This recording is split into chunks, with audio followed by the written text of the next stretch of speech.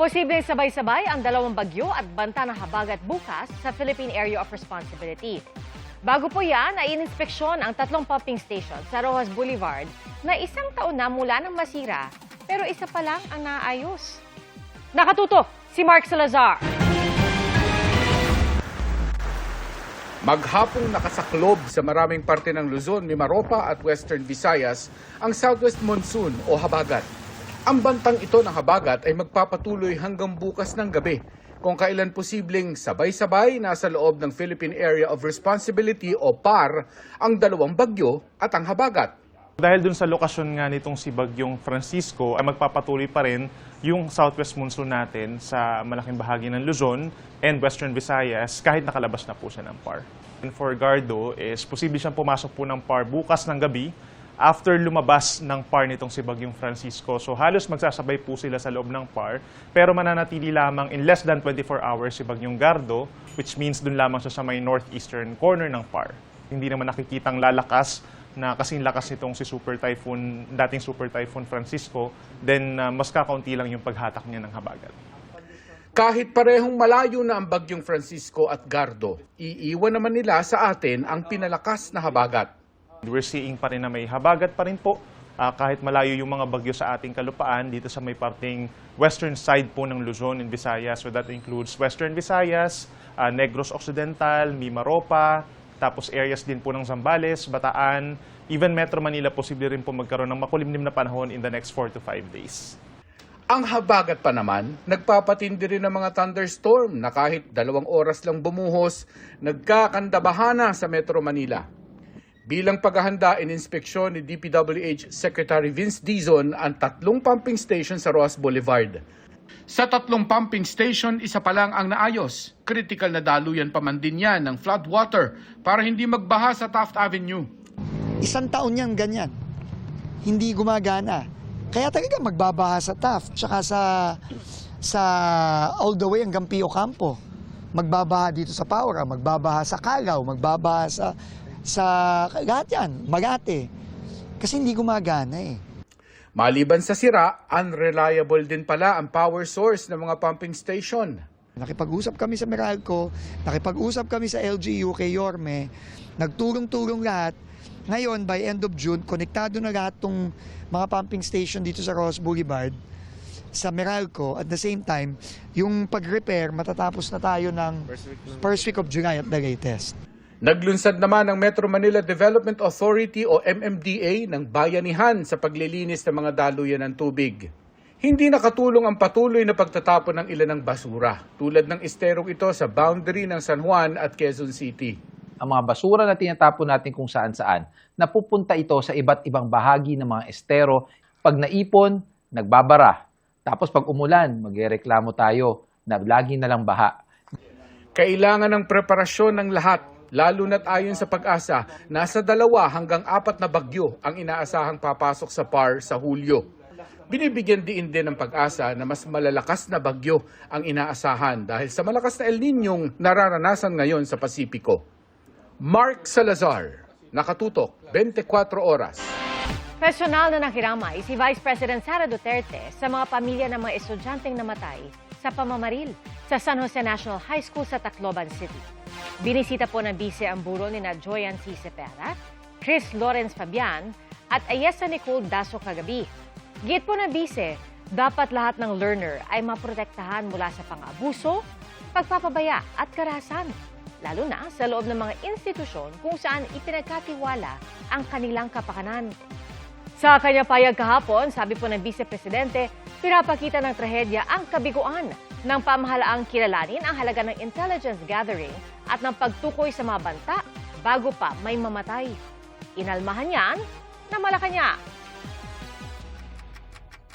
Ibig sabihin, estudyante dapat minomonitor para sa intelligence gathering. Hindi sila mga terorista. Sila ay mga estudyanteng mukhang di umanong gumunlang sa online gaming na marahas. Magaling naman po yata siya magpuna. Pero walang solusyon na naibibigay. Sana magbigay siya ng solusyon. Sa puntong ito, atin pong kausapin si Jeneline Badoria, ang ina ni Joyen C. Separa, isa sa 3 nasawing estudyante sa pamamaril sa San Jose National High School sa Tacloban City nitong Lunes. Magandang gabi po sa inyo, Ma'am Jenny. Magandang gabi po, ma'am. Kami po ay nakikiramay sa inyong pamilya sa kalunos-lunos na sinapit ng inyong anak na si Joyen C. Maaari niyo po ba ibahagi sa amin, paano po ninyo nalaman na merong nangyari kay Yasi, yung kanyang palayaw? Paano po ninyo nalaman? Paano nakarating sa inyo ang balita? Ma'am Jenny. Sa pamamagitan po sa aking isang anak, yung panganay ko po, siya yung nagsabi sa akin, pinakita niya yung na-receive niyang picture, nandoon na yung nakahandusay na batang babae at saka yung nakaano na lalaki, nakita ko po. Pero hindi naman yung anak ko, pero takot na po ako, hindi ko na po alam yung naramdaman ko, agad po akong pumunta sa eskwelahan na yun. Si yung matapang na estudyanteng kumuha ng viral video na nagpakita sa sinapit ng kanyang mga kapwa estudyante sa loob mismo ng kanilang silid-aralan. Ma'am Jenny, ano po ang tumakbo sa isip nyo nung nailaman ninyo, makita ninyo yung video kinuhanan ni Yasi? Jenny. Honestly, hindi ko po alam, ma'am, na si Yasi po talaga yung nagkuha ng video kasi hindi ko alam yung cellphone niya, hindi pa sa amin yung cellphone. Hindi ko alam kung siya ba talaga yung nag-video na yon, yung panahon na yon.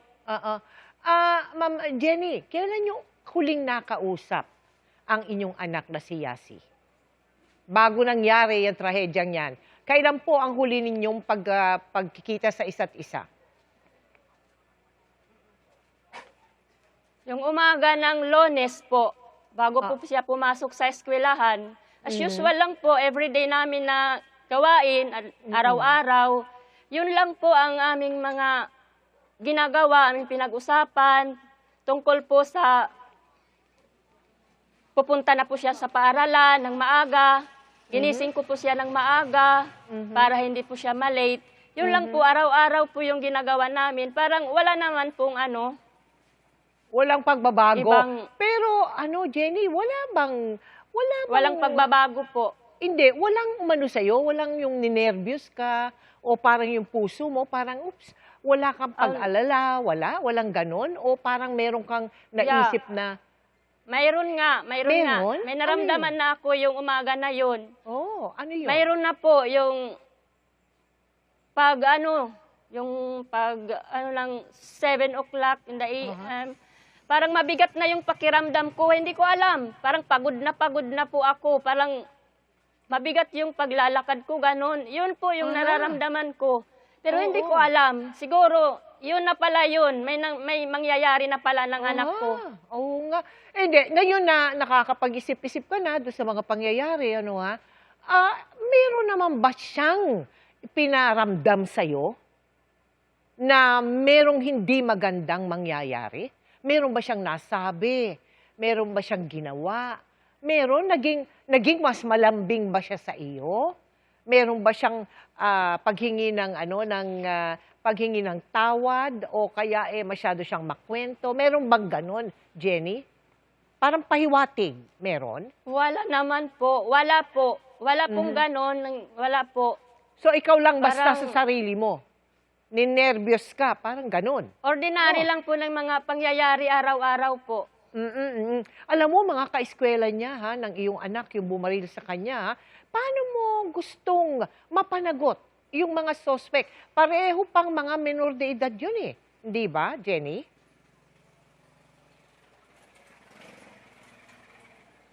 Gusto ko po silang makulong kahit minor de edad pa po, pero sanay na yung gumamit ng baril So gusto ko pong makulong yun. Sa karapat-dapat na parusa para sa kanila, kahit minor de edad po sila. Kung kaharap natin Yun lang po ang gusto ko. Jenny, kung kaharap natin yung dalawa ngayon, ano yung gusto mong sabihin sa kanila? Kung kaharap natin yung dalawang suspect, ano ang gusto mong maparating sa kanila?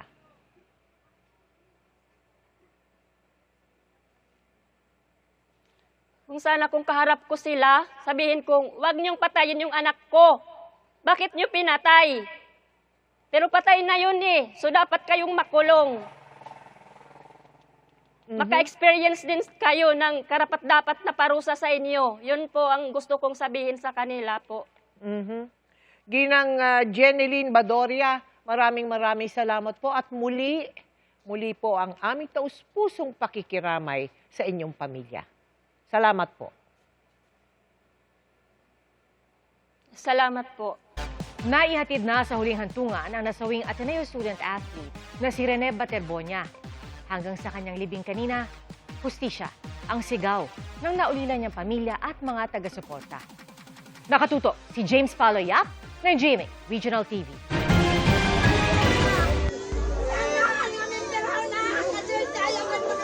Halos hindi maubos ang mga luha ng pamilya ni Rene Baterbonia sa paghatid sa kanyang huling hantungan. Naroon ang kanyang malalapit na kaibigan, mga kaanak, pati dating coaches at teammates sa Ateneo de Davao University. Daan-daan din ang mga nakiramay, kabilang si Senador Robin Padilla. Pagdaan ng funeral convoy ni Rene, naghihintay ang mga nakikiramay. Bit-bit ang mga karatulang humihingi ng hustisya. Matatandaang nalunod si Rene sa isang team building activity ng Ateneo de Manila basketball team sa Dipakulaw, Aurora noong June 8. Isinasagawa pa sa ngayon ang iimbestigahan ng mga otoridad sa kanyang pagkamatay. Sana po mabigyan na po ng justice po yung nangyari pong trahedya. Inilagak ang mga labi ni Rene sa bagong sementeryo sa Talakugon sa Agusan del Sur, kung saan siya ang kauna-unahang inilibing. Nalulungkot pero nagpapasalamat ang kanyang mga kababayan dahil makakapagpahinga na ito matapos ang halos 2 linggong burol nito. Ako na akong pasalamat sa inyo tanan. Kabalo ko, iabot mo diri tungod sa inyong gugma sa akong anak. Mula sa GMA Regional TV, ako si James Paulo Yap, nakatutok 24 oras.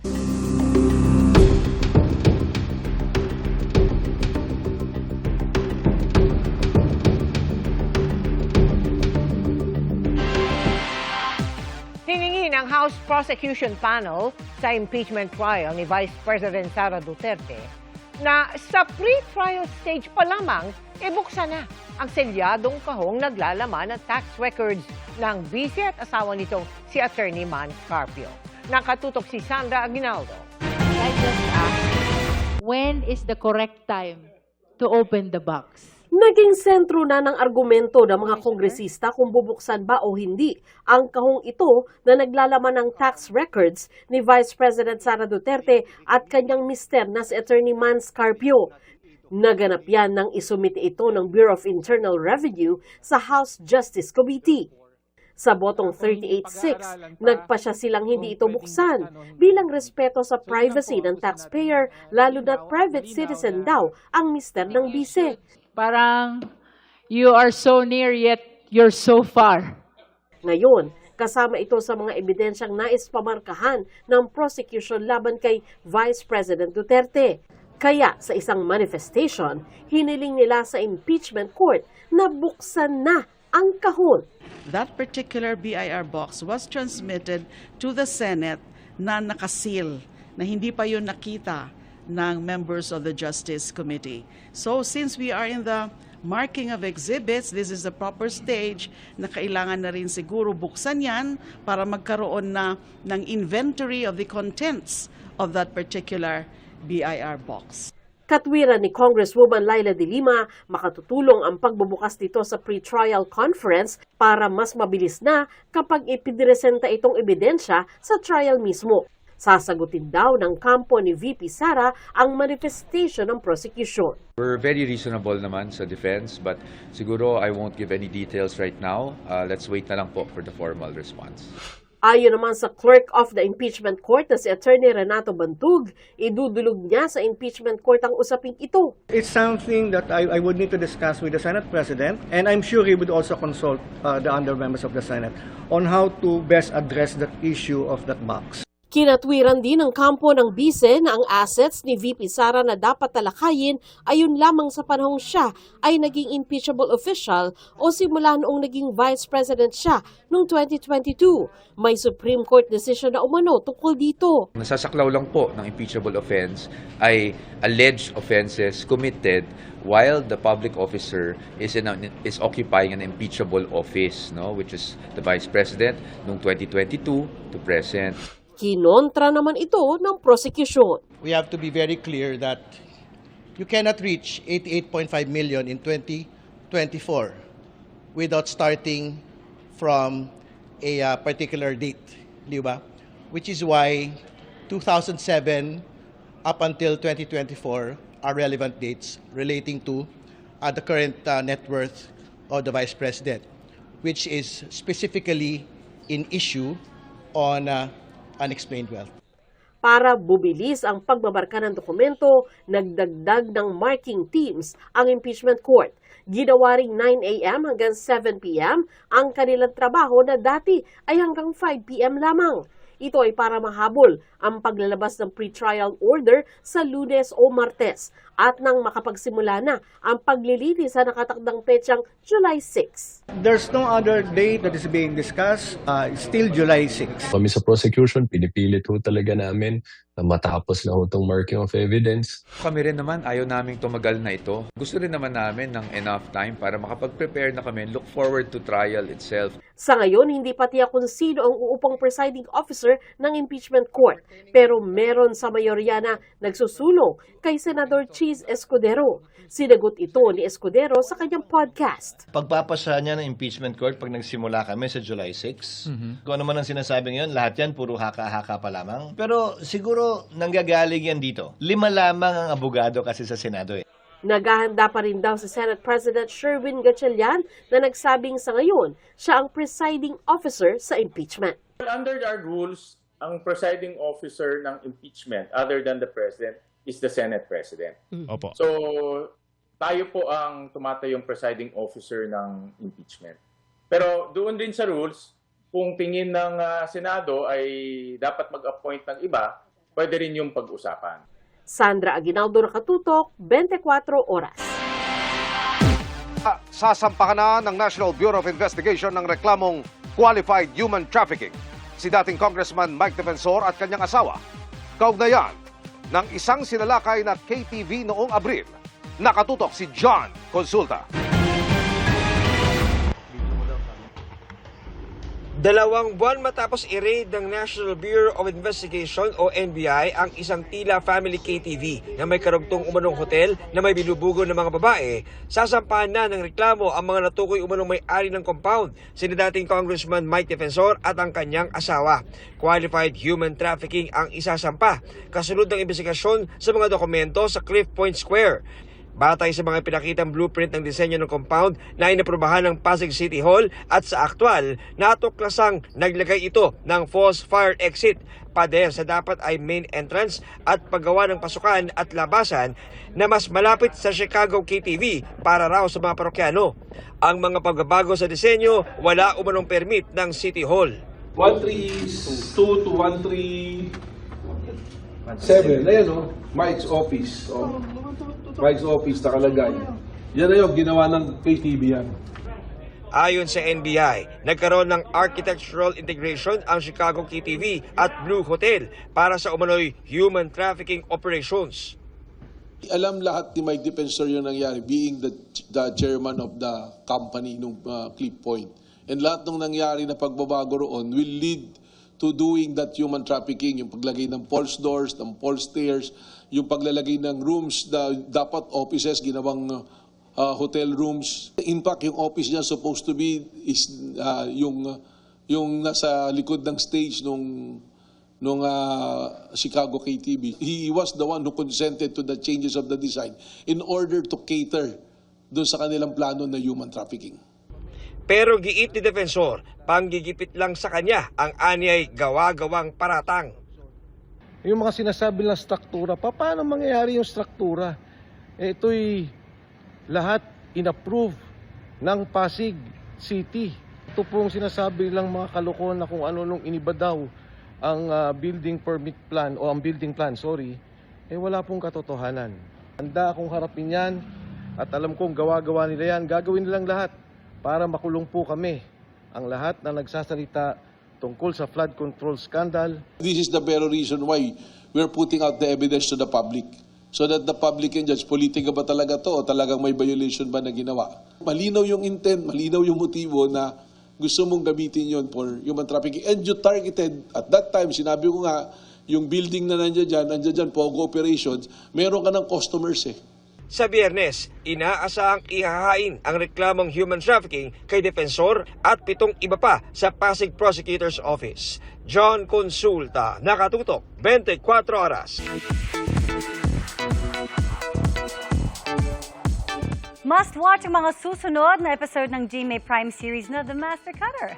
Kabilang sa mga inaabangan ang mga magiging bagong disguise ni Atoy played by Ding Dong Dantes. Makichika kay Nelson Canlas. So itong master cutter na to tagahanap ng tao, hindi sa stress. Magtatapos na ba ang paghahanap ngayong gabi sa The Master Cutter? Dahil tila magtatagpo na sa wakas ang bidang si Atoy played by Ding Dong Dantes at si Audrey na ginagampanan naman ni Max Collins. Pero di lang yan, dahil mas marami pa raw kaabang-abang ngayong linggo. Lalo na't magiging shocking ang mga susunod na disguise ni Atoy. Ang dami pa niyang mga papasukin mga kung anong mga disguise. Talagang ako sobrang packed with multiple level of excitements so di ba hindi lang sa action, may drama, may comedy rin, syempre nandiyan yung suspense, so talagang multi-genre talaga siya na nababagay gabi-gabi. Talaga namang well-received hindi lang sa telebisyon at online ng serye at ang mga bida nito dahil nominated si Ding Dong at ang kanyang leading lady na si Max Collins sa Seoul International Drama Awards para sa The Master Cutter. Taos-puso nga ang pasasalamat ni Ding Dong sa latest recognition. Alam mo, anything that represents what we do here in the Philippines, talagang ako talaga, I take it very seriously. So basta the fact na na-nominate para sa akin, malaking bagay na yon. Nominated din sa naturang International Drama Awards ang mga bida ng Kamao na sina Anton Vinson, Roy Vinson, Ami Austria at Katrina Halili. Kagagaling lang ni Ding Dong sa shooting ng pelikula nila ni Marian Rivera sa Quebec, Canada, kung saan nakasingit pa sila ng kaunting downtime in between takes. Naging viral pa nga ang post nila ni Yanya noong Father's Day while dancing to a latest trend. Kaya't ngayong back to work na, energized and full of happy hormones daw si Dong na dumiretso na rin sa taping ng Family Feud. Sarap mag-shoot sa ibang bansa, lalo pagkasama mo yung misis mo. Niyayaya ko mag-date kaso masyadong busy. Natapos na yung Canada leg. And meron kaming Philippine leg. So mag-uumpisa na rin yan very, very soon. Nelson Canlas, updated sa Showbiz Happenings.